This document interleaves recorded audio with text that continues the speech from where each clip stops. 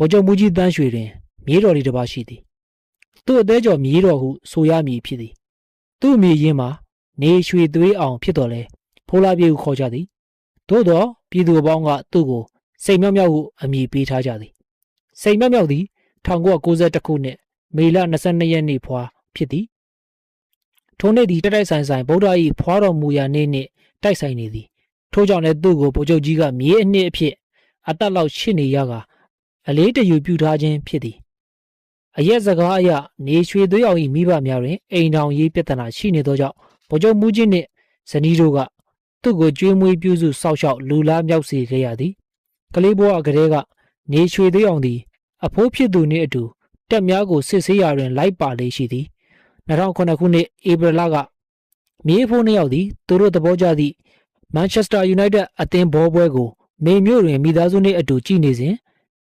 မြေတော်လေးကဘဲကင်စားခြင်းသည်ဆိုသဖြင့်ရန်ကုန်သို့ရဟတ်ရင်လွတ်ပြီးအဝယ်ခိုင်းခဲ့ဘူးသည့်အထိအလိုလိုက်ခဲ့သည်ထိုနေ့တွင်နေရွှေသေးအောင်၏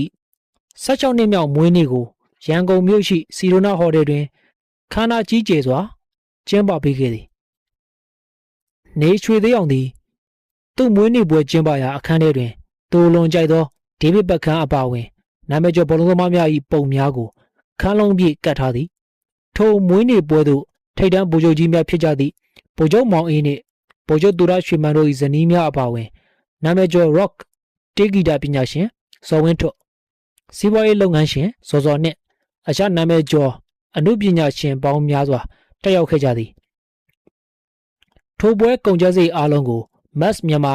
ကုမ္ပဏီပိုင်ရှင်တထေးဖြစ်သူဇော်စော်ကကြခံတာဝန်ယူသွားခဲ့သည်နေရွှေသေးအောင်သည်စစ်ဘက်ဆိုင်ရာဆရာဝန်တဦး၏သားဖြစ်သည်သူဖခင်မှာဒုတိယဗိုလ်မှူးကြီးနေစိုးမောင်ဖြစ်သည်သူသည်ဗိုလ်ချုပ်မှူးကြီးသမီးကြီးရွှေနှင့်အိမ်အောင်ကြပြီးနေရွှေသေးအောင်ကိုမွေးဖွားခဲ့ခြင်းဖြစ်သည်နေရွှေသေးအောင်ကိုစင်ကာပူတွင်ပညာသင်ကြားခဲ့သည်ဟုဆိုကြသည်စင်ကာပူတွင်နေစဉ်အပတ်စဉ်ရန်ကုန်သို့စစ်လေကြောင်းလိုင်းသို့မဟုတ်မြန်မာလေကြောင်းလိုင်းနှင့်ပြန်လေးရှိသည်ထိုလေကြောင်းလိုင်းများကိုသူပြန်ချိန်နှင့်ကိုက်အောင်စီစဉ်ထားရသည်သို့သော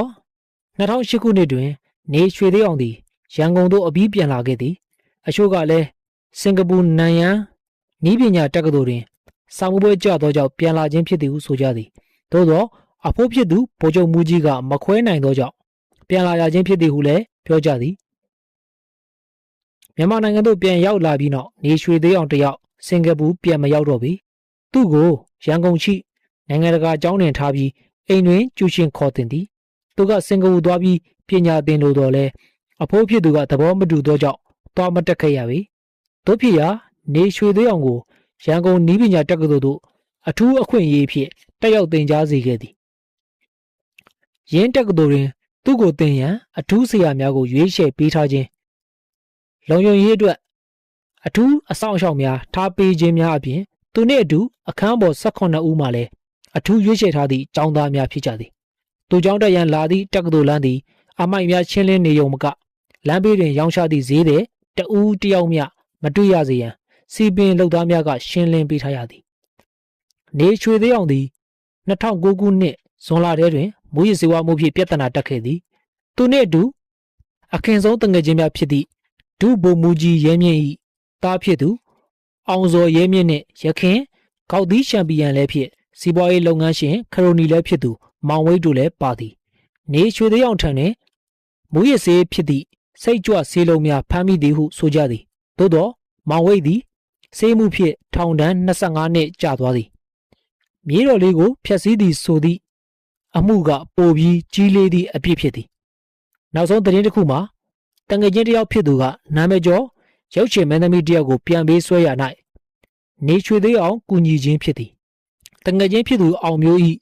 ရခင်ရီးစားဟောင်းဖြစ်သူရုပ်ရှင်မင်းသမီးတယောက်ကိုသူတို့ခိုးယူခဲ့ခြင်းဖြစ်သည်သူတို့သည်နေရွှေသေးအောင်အိမ်ရှိရာလှိုင်သာယာမြို့နယ်သို့မင်းသမီးကို3ရက်ခန့်ခေါ်သွားခဲ့ကြသည်ထိုမင်းသမီးသည်နာမည်ကျော်အဆိုတော်မင်းသားတယောက်နှင့်ကြိုက်နေသည်ကိုမနာလိုဖြစ်ပြီးခိုးယူခဲ့ကြခြင်းဖြစ်သည်မြန်မာနိုင်ငံအနေအထားကစင်းရဲတွင်နှက်ပြီးတိုင်းပြည်အုပ်ချုပ်သည့်ဗိုလ်ချုပ်မူကြီးနှင့်သူ့အပေါင်းအပါခရိုနီများကချမ်းသာသည့်ထက်ချမ်းသာလာခြင်းမှာ မေကွန်းထုတ်เสียဖြစ်လာသည်ထိုငွေများမြည်သည့်နေရာကရောက်လာပါသည်။ထိုငွေများသည်မူရစ်စေဝါရောင်းဝယ်ဖောက်ကားခြင်းကရလာသည့်ဝင်ငွေများဖြစ်ကြသည်။ထိုလုပ်ငန်းတွင်တိုင်းပြည်၏အရေးကြီးသောတာဝန်ယူထားရသူများတတိကြီးများပါဝင်နေသည်ဆိုလျှင်အထူးအဆန်းတော့မဟုတ်ပေ။ဗိုလ်ချုပ်မူကြီး၏သမီးမင်္ဂလာဆောင်ကိုဝန်းရံပေးသည့်သူများစည်ရင်းတွင်ပင်ရခင်ဘိန်းဘရင်ဘွဲခံလော်စစ်ဟန်၏သားဖြစ်သူစတီဗင်လော်ဆိုသူပါဝင်နေသည်။သူသည်အေချာဝါဆိုသည့်ကုမ္ပဏီကိုထူထောင်ထားသူဖြစ်သည်။အေချာဝါကုမ္ပဏီသည်နေပြည်တော်တွင်ဆောက်လုပ်ရေးလုပ်ငန်းအတော်များများရရှိထားသည်။ရန်ကုန်ရှိတီလဝါရေနက်စိတ်ကမ်းကိုလည်းလုပ်ပိုင်ခွင့်များရရှိထားသည်။ထို့ပြင်ရန်ကုန်လေဆိပ်ပြန်လည်ပြုပြင်တည်ဆောက်ရေးတရုတ်နယ်စပ်လမ်းမကြီးများဆောက်လုပ်ခွင့်ကိုလည်းလုပ်ကိုင်နေသေးသည်။အမေရိကန်ကဗိုလ်ချုပ်မူကြီးတန်းရွှေနေတကွသူ့အပေါင်းပါခရိုနီများကို2008ခုနှစ်တွင်စီးပွားရေးပိတ်ဆို့ခဲ့သည်။ထို့သောပိတ်ဆို့ရခြင်းမှာလော်စစ်ဟန်သည်ကမ္ဘာမူရစ်စေဝါကုန်သွယ်မှုကို1980ခုနှစ်လောက်ကတည်းကရှုပ်ကင်လောက်ကင်နေသူတဦးဖြစ်ပြီးသူ့ကိုဘိန်းဖြူခေါင်းကင်ဖခင်ကြီးအဖြစ်အမေရိကန်တို့ကတတ်မှတ်ထားသည်။တားဖြစ်သူစတီဗင်လော်သည်ဖခင်ဖြစ်သူ၏မူရစ်စေဝါလုပ်ငန်းကို1990ပြည့်နှစ်လောက်ကတည်းကလွှဲပြောင်းယူကာမြန်မာနိုင်ငံတွင်အချမ်းသာအကျွယ်ဝါဆုံးဖြစ်လာသည်။လော်စစ်ဟန်သည်1992ခုနှစ်တွင်အေရှာဝါကုမ္ပဏီကိုထူထောင်ခဲ့သည်။တားဖြစ်သူစတီဗင်လော်သည်ယခုအခါထိုကုမ္ပဏီ၏မန်နေဂျင်းဒါရိုက်တာဖြစ်ပြီးမြန်မာစစ်ဆိုးရကိုနောက်ွယ်ကထောက်ပံ့နေသူဖြစ်သည်ဟုဆိုကြသည်။သို့ဖြစ်ရာစတီဗင်လော်သည်မြန်မာနိုင်ငံရှိအကျိုးအမြတ်များသောအစိုးရလုပ်ငန်းမှန်သမျှကိုလုပ်ကိုင်ခွင့်ရရှိထားသူဖြစ်သည်။သူလှုပ်ဆောင်နေသောလုပ်ငန်းများကိုကြည့်လျင်ရေနက်စိတ်ကမ်းတည်ဆောက်ရေးလုပ်ငန်းအဝေးပြေးလမ်းဖောက်လုပ်ရေးလုပ်ငန်းအစိုးရထောက်ပံ့ရေးပစ္စည်းများတွင်းသည့်လုပ်ငန်းများကိုရရှိထားသူလည်းဖြစ်သည်။သူ့ကိုအမေရိကန်သမ္မတဂျော့ချ်ဘူးအစိုးရက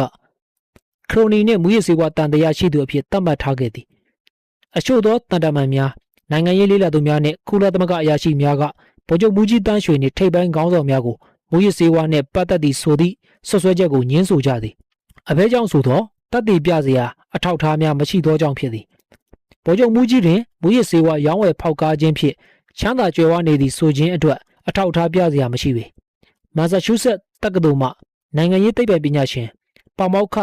ဂျာလာအလန်ဂေးဆိုသူကလက်နက်များမူရစ်ဆေးနှင့်မှောင်ခိုဈေးကွက်သည်မြန်မာကုန်သွယ်မှု၏90%ခန့်ရှိသည်ဟုဆွဆွဲပြောဆိုထားသည်။ဘာတေးလင်နာကလည်းမြန်မာနိုင်ငံနှင့်မြောက်ကိုရီးယားနိုင်ငံတို့သည်အာရှတွင်နိုင်ငံတော်ကိုယ်တိုင်ကမူရစ်ဆေးဝါးလုပ်ငန်းများနှင့်ပတ်သက်နေသည့်နိုင်ငံများဖြစ်သည်ဟုဆိုကြသည်။မိုက်ကယ်ဘလက်နှင့်အတူဘာတေးလင်နာရေးသားသည့်မူရစ်ဆေးဝါးကုန်သွယ်မှုစာအုပ်တွင်လင်နာကစစ်တပ်အာဏာပိုင်များအနေဖြင့်မူရစ်ဆေးဝါးကိုရောင်းဝယ်ဖောက်ကားခြင်းမရှိတော့လဲကုန်သွယ်မှုအပေါ်အကာအကွယ်ပေးသည့်ဆိုသည့်အချက်ကိုရေးသားထားကြောင်းတွေ့ရသည်။ထို့ကြောင့်လူမျိုးစုဆိုင်ရာလက်နက်ကိုင်အဖွဲ့များနှင့်ငြိမ်းချမ်းရေးယူခဲ့ရ၌ဝါတပ်ဖွဲ့ UWSA ကရင်တပ်ဖွဲ့ DKBA များနှင့်ငြိမ်းချမ်းရေးအရာယူနိုင်ခဲ့သည်။ရင်းတပ်ဖွဲ့များသည်တပ်မတော်နှင့်ပူးပေါင်းပြီးမူရစ်ဆေးဝါးထုတ်လုပ်မှုများလုပ်နေကြောင်းလည်းပြောဆိုကြသည်။မြန်မာနိုင်ငံသည်မူရစ်ဆေးဝါးထုတ်လုပ်မှုတွင်အာဖဂန်နစ္စတန်ပြည်လင်ဒုတိယလိုက်သည့်နိုင်ငံတစ်နိုင်ငံဟုကြော်ကြားသည်။မြန်မာနိုင်ငံမှထွက်သည့်မူရစ်ဆေးဝါးများသည်အောက်ရှုပ်သူအာဏာပိုင်များနှင့်ပူးပေါင်းခြင်းမရှိလျှင်ပြည်ပသို့ထွက်เสียအကြောင်းမရှိဟု၍လည်းတုံ့တက်ကြသည်။လင်နာနှင့်ဘလက်ရေးသည့်စာအုပ်တွင်အစိုးရကအကာအကွယ်သာမပေးလျှင်အေချာဝေါကဲ့သို့ကုမ္ပဏီမျိုးရပ်တည်နိုင်စရာအကြောင်းမရှိလွတ်လပ်စွာလှုပ်ရှားလှုပ်ဆောင်ခွင့်လည်းရှိမည်မဟုတ်ဟုရေးသားထားသည်။ဆရာကြီးတင်ညွန့်နောက်တော့ပေးတဲ့မိတ်ဆွေတွေအားလုံးကျေးဇူးရတင်ပါတယ်ဗျ